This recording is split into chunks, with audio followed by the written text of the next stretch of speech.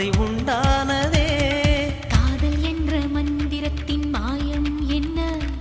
கல்லும் முள்ளும் இப்போது பூவானதே. வானவில்லின் துண்டொன்று மண்ணில் வந்து யாருக்கும் சொல்லாமல் பெண்ணானதே. பெண்மே